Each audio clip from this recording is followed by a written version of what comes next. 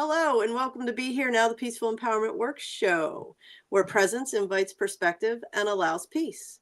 We are coming to you live on the newstreamingnetwork.com, home of goingboldmedia.com, goingsolomedia.com, and WGSN-DB, Going Solo Network Radio.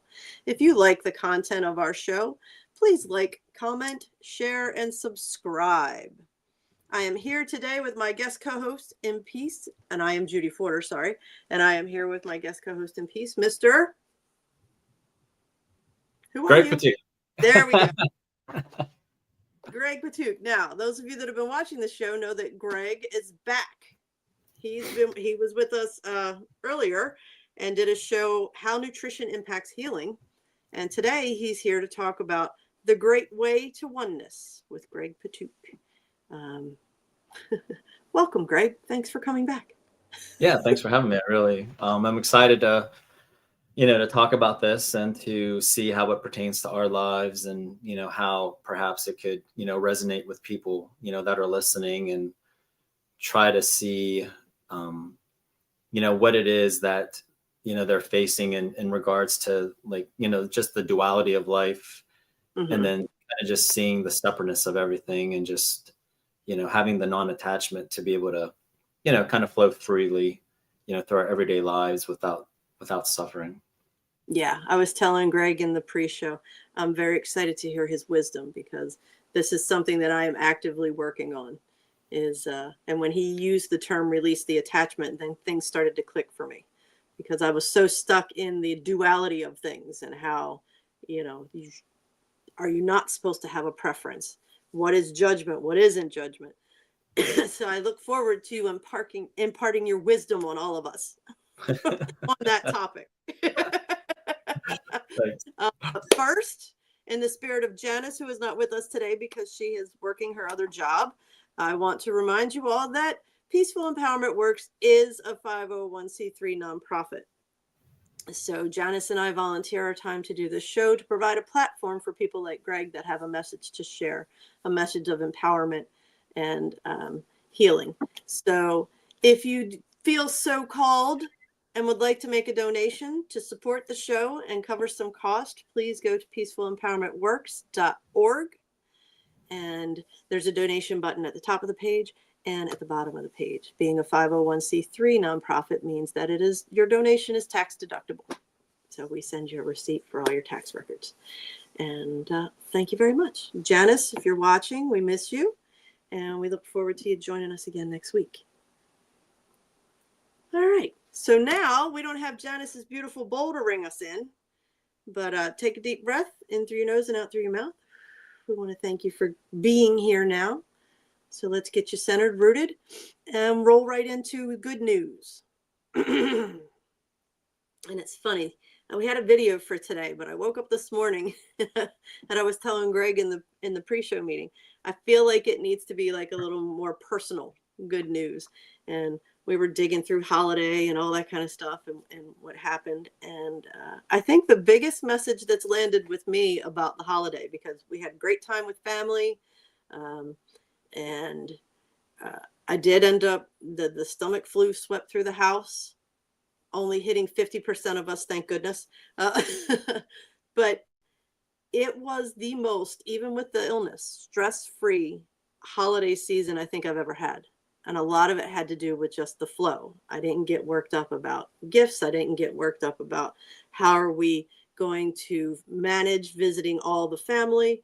Everything just kind of fell into place. Because I went through a period back before Thanksgiving where I was freaking out about how to get all the visits in and see all of the people. And then I was like, you know what? We're just going to give it to God. Let him handle it.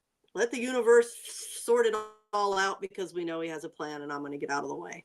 And everything fell into place. So it was extremely stressful, stress-free to the point where I was like, this is what a peaceful holiday feels like. And that was not my norm before. So my message is when you surrender and give the power over to the people that can handle it, I believe the universe and God, then it all falls into place once I get the heck out of the way. Yeah, ours was really smooth, throughout the course of the season as well. It's so wonderful to see, because we have 20, 17, 15, 7, and 5, in our house, and just how the magic of Christmas is still present, and how, all 5 kiddos, it's a tradition that they open up presents, Christmas Eve night and get new PJs. And then, everybody makes reindeer food and goes out into the yard and sprinkles it everywhere. And then, they all sleep in the same bedroom with the NORAD tracker on, tracking Santa.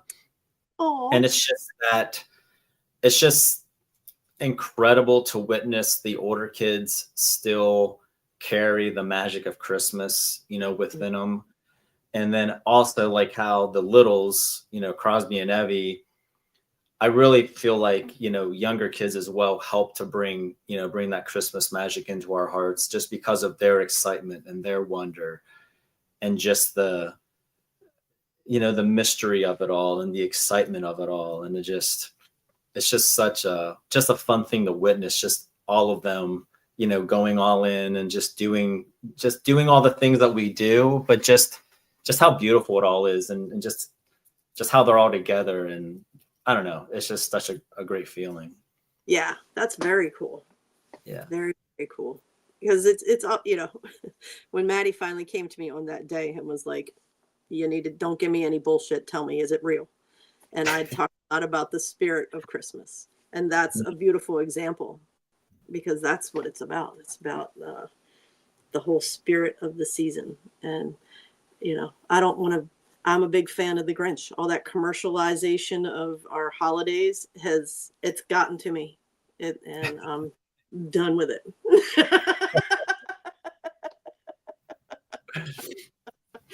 Yeah, which is interesting. But so yeah, excellent, fantastic. I feel like that's good news for me. I feel like it's good news for you, and hopefully people out there had an enjoyable holiday season as well. Yeah, for sure. Yeah. So let's move on to our Attitude is Everything weekly affirmation. When I was coaching, I would be like, attitude is everything. And, some kids bought in, some kids did not. But I said it enough that they gave me a t-shirt with it on there. So. All right. I choose not to participate in a collective fear. I will instead send peace, love, and healing energy to all. There's an awful lot unpacking in the world right now. And I think I feel that it's really important for me to stay focused and aligned in peace, love, and healing energy, because that collective fear can sweep you up. And that's not a place where I choose to be anymore. So this affirmation helps me to keep it present, helps me to remember as things are happening around us, to remain in that eye of the storm and calm and as peaceful and filled with love as possible. So, Greg, how do you feel about that? Yeah, I mean, I definitely feel like, when we live in a state of fear, it definitely, kind of entrenches us into like that ego state, instead of being, there in the moment and kind of being in our, higher vibrational state. And, when we can see, when we can actually take a look at what we're fearful of and see what it is about it that sticks within us, and look, inward, and then, heal that part of us that, creates that fear, then, so much of that can kind of just, go away. Because when we realize, when we're in this moment and, we're here right now, what with the situations that we're in, I mean, like, for instance, like, myself, like, I could be fearful of, let's say, something that happens like in the future, perhaps, but, that's just something that I'm making up in my mind. I really don't know what's going to happen in the future. And if I take care of myself right now in the here and now, and I realize that whatever happens ahead of me, is meant to be a teacher, and it's meant to be my guide, and it's meant to, help me kind of get to like a higher state of being, then there doesn't really become a fear anymore. It just becomes maybe a wonder, or even then it just kind of becomes like a non-thought, because you're just kind of taking it in as it all happens. Yeah. I kept hearing the word unknown. It's the unknown. And we can learn not to fear the unknown, then I feel like it relieves a lot of the anxiety and stress. I used to put a lot of my stress on myself to plan the future and plan. And we've talked a lot on the show about how, where humanity is right now, we've never been before. So anything we project into the future is all based on past experience. And if we want new experiences that we've never had before, projecting past experiences into the future is not going to serve. And at this point, we're learning things like our energy is the new currency. So where you put your energy is where you're putting your money. It's where you're putting, what you want to manifest. So be very intentional about where you're focusing your energy. Yeah, that's like I don't know why, but I just got this like image. I really love this race down in Tennessee called the Barkley Marathons, and there's this really great documentary that I've watched probably a cajillion times. And one of the finishers, because the Barkley has very, very, very, very, very few finishers, maybe one or two a year, if any at all. Like that, it's a very hard race. And one of the runners, his name was John Fegvaresi, he spoke about like living in the moment, and how like he looked at his father as an example, because his whole life his dad thought about the future, and they didn't do much growing up because he was always saving for the future, for retirement. Then he would go and do all these things, and he would travel the world, and he would experience life. And then right before he was, able to retire, he had a heart attack and died. And so instead of think about all the moments that, you missed out on because you had some sort of false perception of the future in mind that you want to attain, and you just, all the moments that you were in at that moment in time, you lost. Like, so all we really have is the here and now, because the future, like you said, it's just our minds making stories up, based on, like our history, like things that we've been through. So we kind of try to project and foresee what will take place. But I mean, no one truly knows. So. No. And it's interesting because safety, we think we can keep ourselves safe by projecting into the future what the plan, making the plan's going to keep us safe. Retirement. It's it's like, I feel like retirement is the biggest joke ever, because it's like, work your tail off, be miserable, make the money. And then, you do this for 50 years. And then if you're lucky, you get 10 years of retirement where, you can do your thing. So living in the present moment at this point, I mean, I would have heard that 15 years ago and been like, yeah, what does that even mean? At this point, I'm like, yes, that's the goal, is to live in this present moment. I love having conversations with Greg. I love doing the show. And here we are in this present moment. My heart could not be happier. And focusing on that. Right.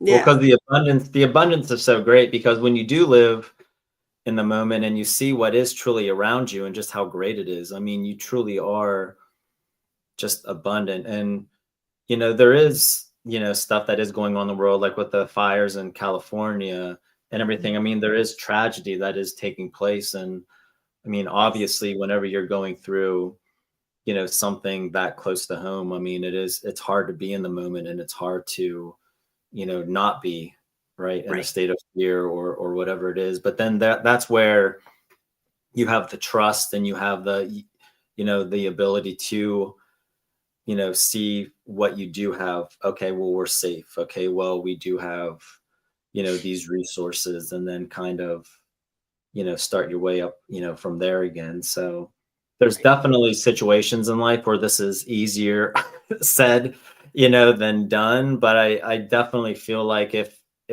we are in that mindset, then no matter what it is that we're going through, it definitely does make it an easier process to get through. Right. It doesn't mean that it rids you of all pain, grief, and things like that. It Yeah. means willing to stay present and sit in that emotion and feel it. And those, you know, that can be the most difficult time because those feelings are uncomfortable. Hmm. So, yeah, excellent. I think that flows well into our pearls of wisdom. Our pearl of wisdom for this week: both faith and fear demand you to believe in something you can't see. You choose. So, I feel like that's pretty plain and simple. You're either going to choose to focus your energy on the fear, and fear keeps us in a state of fight or flight. And when we know that when we're in that state of fight or flight, that it's difficult for us to think logically and to get clear messages. We talk a lot about being tapped into our higher self and trusting our intuition. When we're in fight or flight, that connection to your inner self, that connection to your intuition is staticky. It's difficult to hear. So faith or fear, the choice is yours. And I feel like if you have faith, it just happens naturally. Like the flow just, you know, takes place whenever you're, and you know, we may talk about this later, like whenever you're making decisions in a fear-based, you know, mindset, it does feel stressful and grinding, and it saps your energy. But whenever you do rely on, you know, the faith of the moment, or like your discernment, or just the faith of allowing things to go as they should with no expectation or attachment, then the flow it just feels much easier. It feels right. It feels like what should be, you know, what should happen. Yes, and you've used the word flow a couple of times already, and that's one of the biggest indicators for me, is in what state I'm in. If I'm trying to create something, or I'm trying to do something, accomplish something, and I keep hitting a wall, and it's hard and it's heavy and it's this and it's that, and I feel like I'm forcing it, that's an indication that I'm moving in some type of fear state because I'm trying to make it happen. Hmm. Whereas, you know, when I can sit back and, like I said earlier, get the hell out of my own way, then I open up to allow things to flow and come to me. I focus more on the vibration that I'm aligned in, so that all that is meant for me can come to me. You know, action steps that I hear, I then apply, and things like that. I'm not constantly grabbing, that desperation of grabbing and looking for answers. Instead, I'm focused more on opening up and allowing the answers to come to me. Hmm. So, all right, perfect. We're going to scooch right on into Pathways of Peace. And like we said, Greg, this is his second time joining us. So Yay. if you want to hear more about his, you know, biography and where he grew up and some personal information, again, you can go to How Nutrition Impacts Our Healing, because he went deep into that for that first show. You know, you're a teacher, you're a spiritual writer, you're an ultra runner, you're a nutrition coach. Since this bio, you've added, I call you a motivational speaker, a guest speaker, because you're going around to fitness businesses and local businesses and doing talks about, what are you talking about when you're doing your speaking engagements? Well, the two that I've done one, and then, well, I've done a few. I've talked about a lot about like what we talked about last time in our podcast, with just like, you know, the pathway to health, and how to, you know, take it step by step, and like the phases and transitions, you know, model of not overwhelming yourself, but just, you know, seeing what it is that you can do, what it is that you're not ready to do yet, and then take steps towards, you know, moving forward without, you know, like I said, like overwhelming yourself and then crashing, and then, just, quitting. Like you have to be compassionate of yourself, and you have to just show, yourself grace whenever you hit some ups and downs. If nutrition is something that you would want to move forward in, in your journey, if that's like something that interests you. So I've given a few talks on that. And then I'm talking up in Enola again. I've talked up there before with the LifeWave Corporation, with the LifeWave patches that I've been using and having great success with. And I've seen, great successes with other people. So it's fun to talk about because, Amy does the BioWell, which measures and gives us a way to see our energy bodies.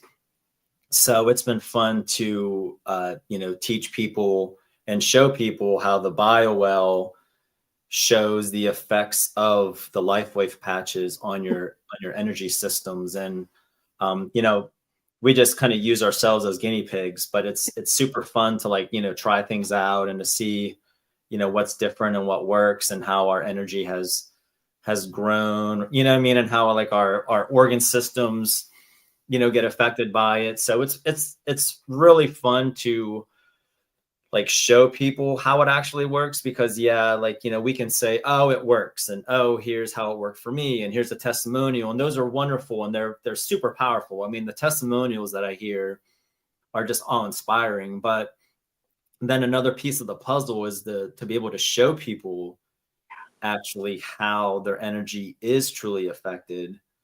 It's like we have that kind of visual proof, if you will.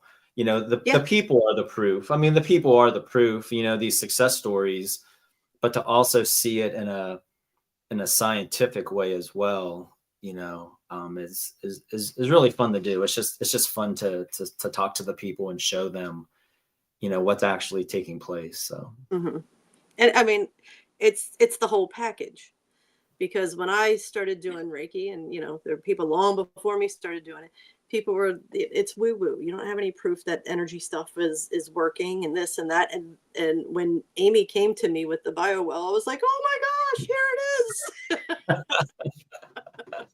So it's the science to support the woo woo.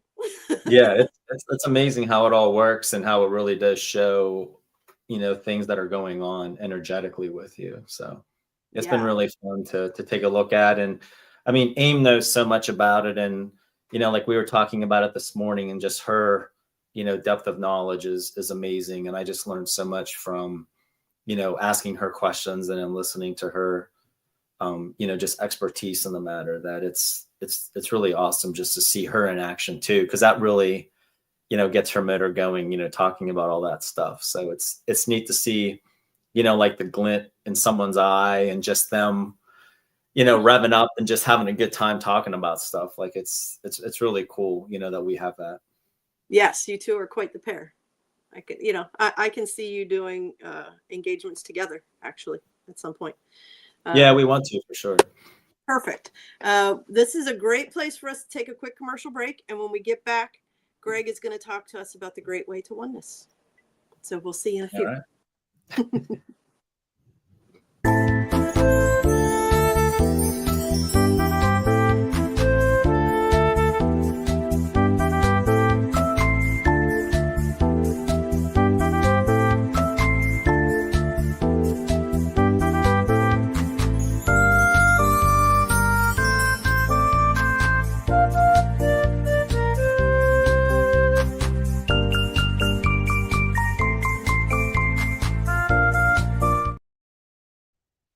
And we're back to Be Here Now, the Peaceful Empowerment Works show. We are here with Greg Pituch, and he is going to impart his knowledge upon us. Yeah. Watch out, people. Exactly. Grab a pen and a piece of paper. You're going to want to take notes. Okay, so this poem, Zing Zing Ming, or otherwise known as Faith Mind Inscription, was written by the third Chinese patriarch of Zen. So Greg reached out to me and he was like, hey, have you read this? What do you think about doing a show about this? And I was like, all right, bring it on. Let's do it. So the first question I have for you is, what drew you to this poem? How did you find it? I I was listening to one of like an old lecture of a person named Ram Dass. And he just made mention of it. Like he was talking about, gosh, what was he even talking about? Just, going through your path and, and being present, and just how much, how much there is to work with inside of you. And then he read the first line of it. And he's like, so, here's the first line of the third Chinese patriarch of Zen. He goes, the great way is not difficult for those who have no preferences.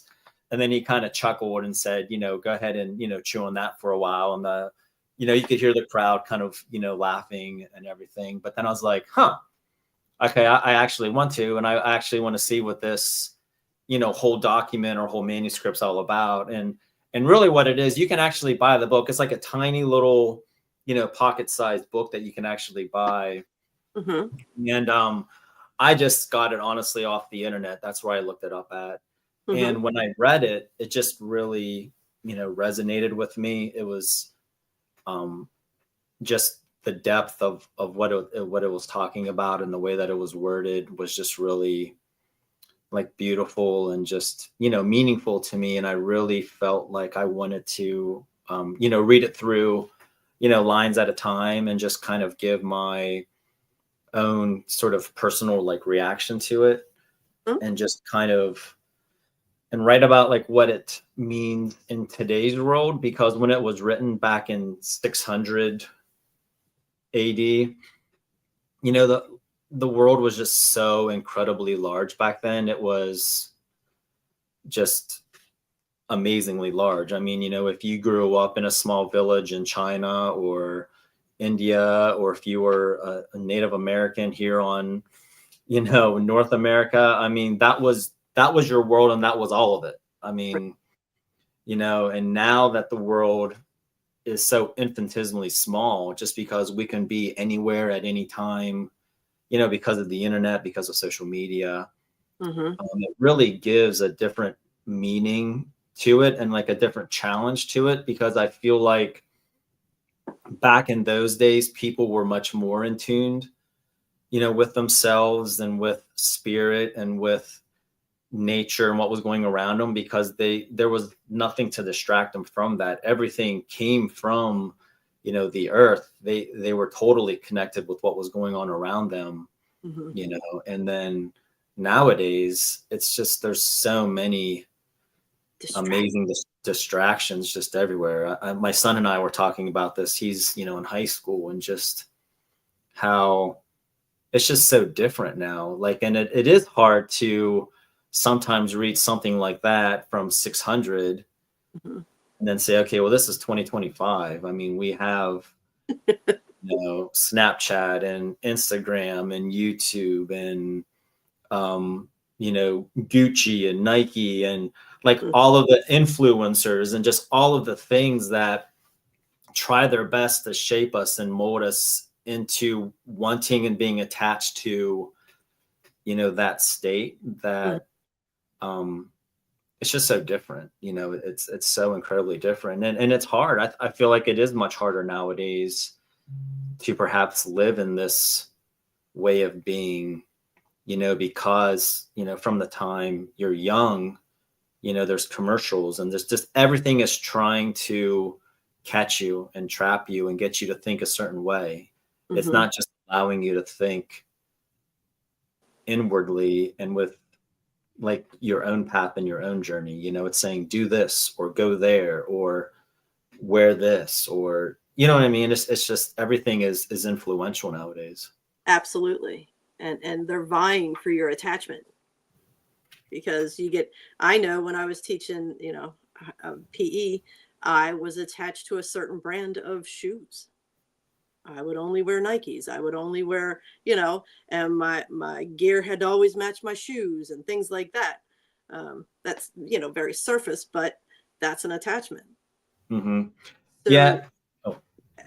I was No, just go ahead. Go ahead. the oversight of the message of the poem for people that haven't read it.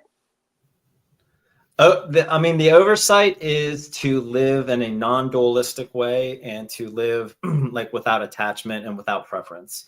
Because it's like the first line says, the way is easy without no preferences. And we're like, you think of that and you're like, well, I mean, how is that even possible? Because we all, prefer things, but really, like when it comes down to it, we all have preferences because we're all human and we all like certain things that we like. Like, for instance, my sons or daughters, let's say prefer Crocs over another brand, or maybe I prefer the mattress I sleep on over another type of mattress, or, I might prefer a certain food for breakfast rather than, this food. So it's not necessarily the preferences, because preferences in themselves are natural because it's what we're comfortable with and it's what we're used to. But I really feel like the attachment to those preferences is what makes the big difference. So, maybe I do want eggs and bacon instead of chicken for breakfast, because that's the type of stuff I eat. I don't eat oatmeal, so I'm not going to say oatmeal.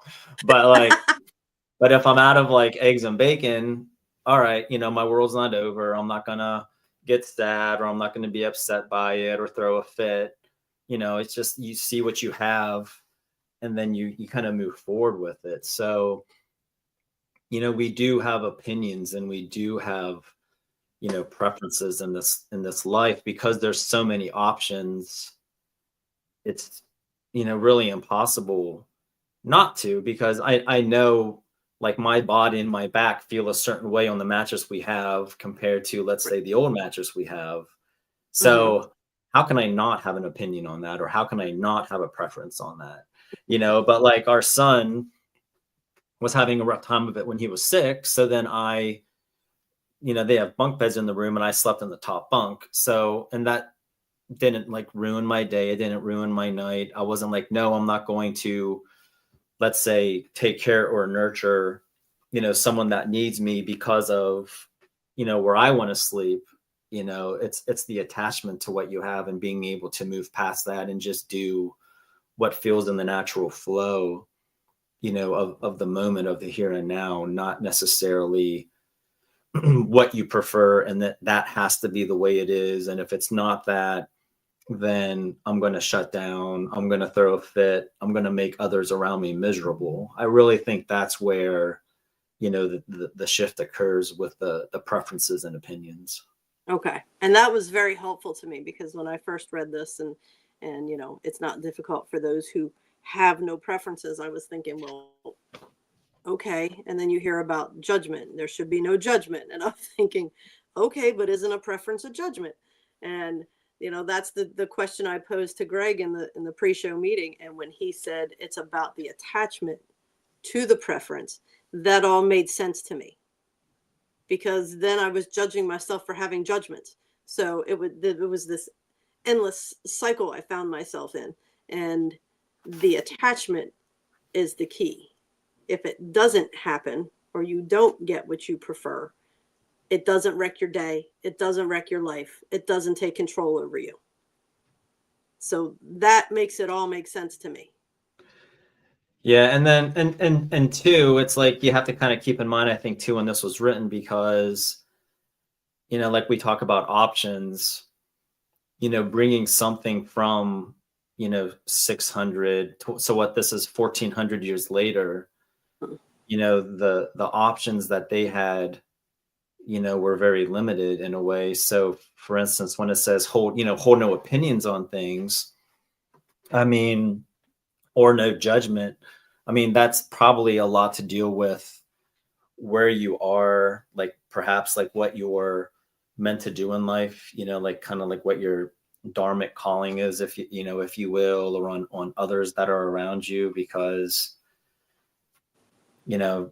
everybody has their place in this world and everybody does the work that they do. And if they do what they're meant to do as best as they can do it, then that's the most beautiful thing that you can offer this world. Like there is no one person better than the other, because without all of the pieces of the puzzle, then we wouldn't have the world around us.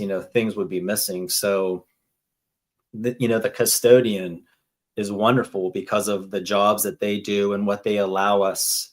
They allow us to have a clean space and an uncluttered, building. And then, to go above that, like, you have like a medical doctor who, yeah, I mean, that's just as wonderful because they have a specific job to do.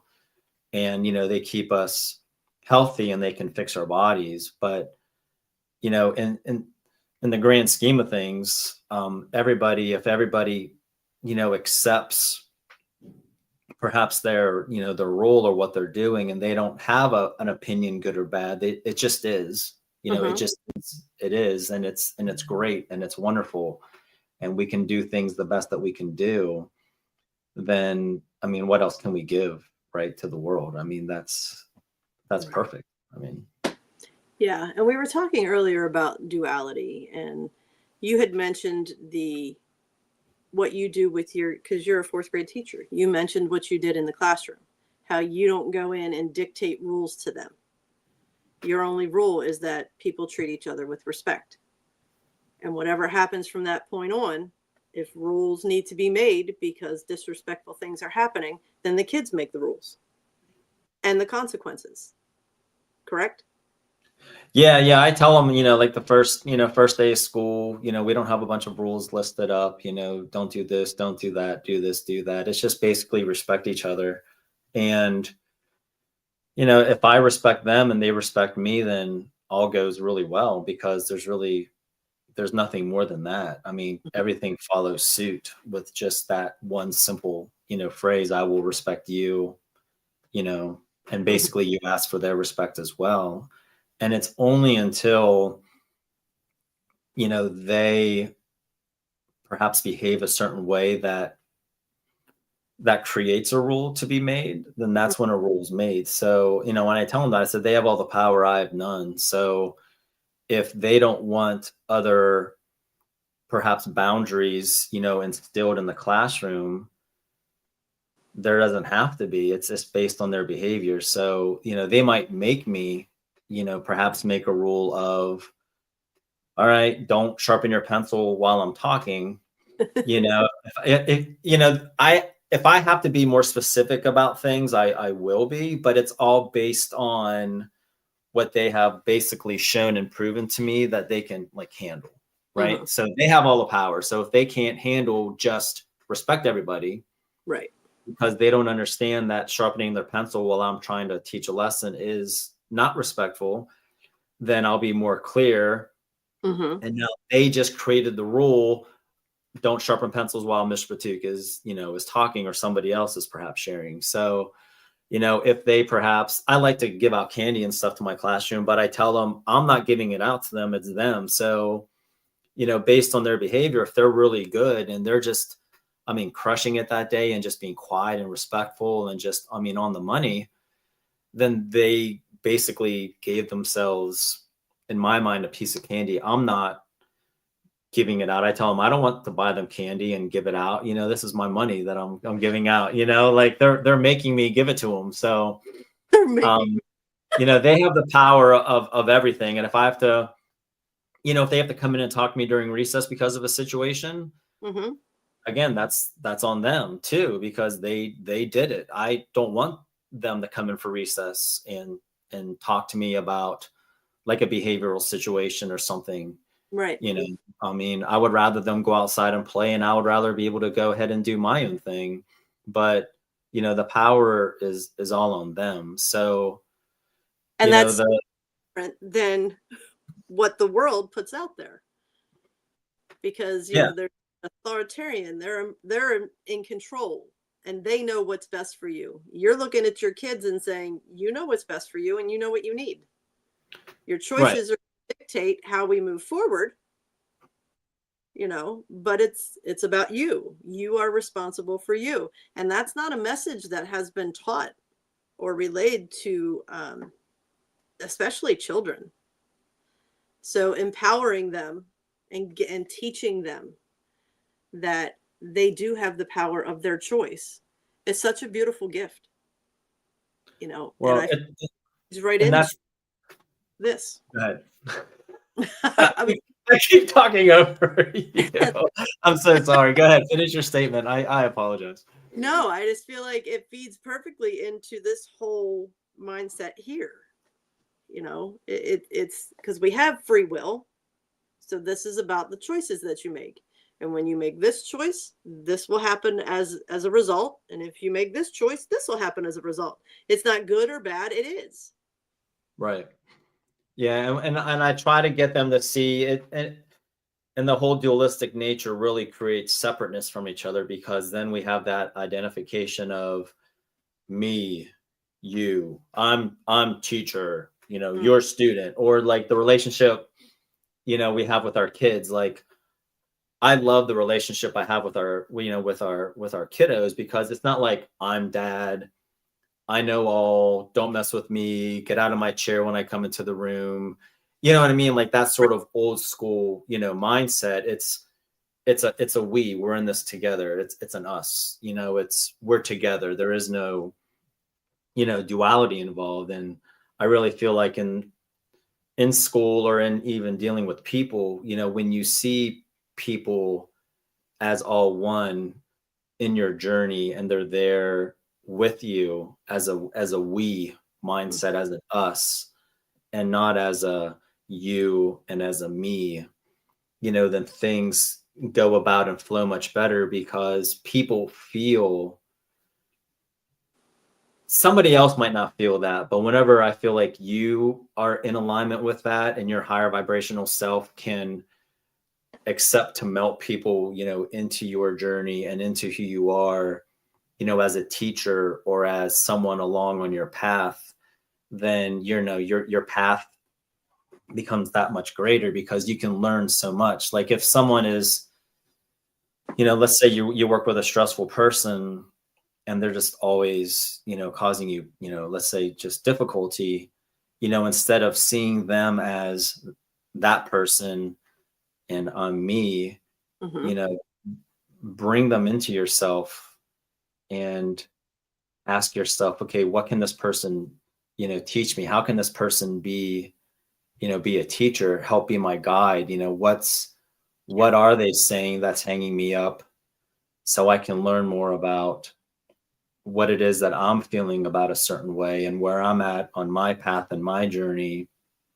And then all that dissolves, because when you see people not as that person or this person or or oh, when you just see people as who they are, they're energetic beings, and they're finding their way on their path as well. And yeah, you might kind of crisscross paths, and they might seem to be in your way sometimes to get to where you're going, but they truly aren't, because they're really truly there to to teach you. And if you see people as teacher, or you see people as together, then that kind of helps to, like I said, dissolve those mindsets of like separateness. yeah, exactly. Yeah, that's You what, and me, it's we're in this together. We're in this to do things, to get to where we're going together. yeah. Was hearing clearly, when we can look at everybody and every experience as teacher and student. Sometimes we're the teacher, sometimes we're the student. So, and we always used to say, the biggest person that is your biggest pain in the ass is your greatest teacher.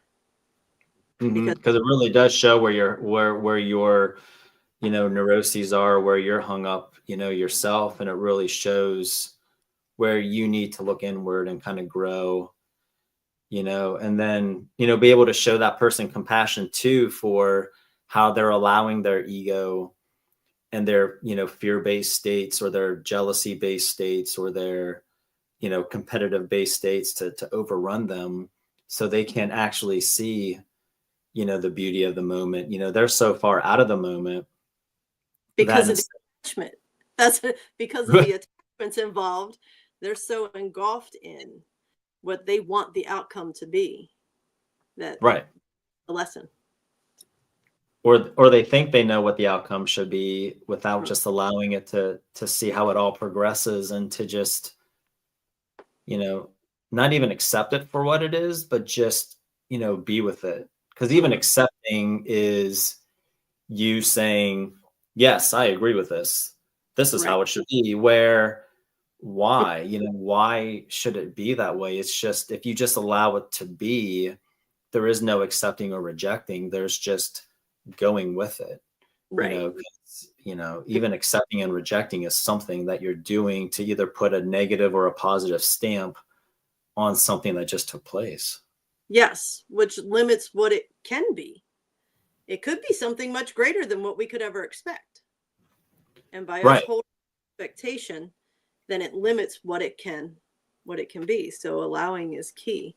I actually was guided to wear my sweatshirt that says expectations are the cock block of the universe. Yeah, because if you think about it, I mean, all expectations are just boundaries that we place on,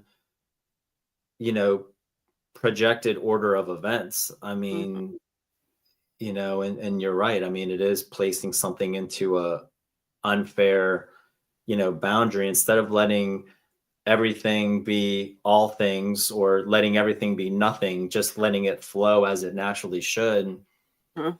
And there is no shoulds or shoulds nots. It's just is. It's just in the moment. You're letting it flow. You're letting it, be. And that's not meaning that you don't have discernment and you make decisions based on, safety of yourself or safety of others. Right. It's not like we're going that far on things, but No. when it comes to the natural, journey of yourself and of others, just seeing that everybody is on their path and on their journey, and the Mhm. fewer attachments you have, and the less people that you come across that you think of as separate but not as together, Mhm. the path just becomes that much more enlightened and that much more clear, because Excellent. we're all there together, for each other, Right. whether people realize it or not. I mean, we're all one. We're all here together in this moment. So Absolutely. All right. On that note, we have gone way over. So we need to wrap it up. I know. that was quick. That was way quick. I'm sure Greg will be back with us another time to speak more of his wisdom. Thank you so much for joining us today, Greg. And we want to thank everybody who's watching for choosing to be here now with us. Please always remember, you're not alone, and don't ever forget, you are awesome. We'll see you next time. Thank Bye. you. Bye-bye.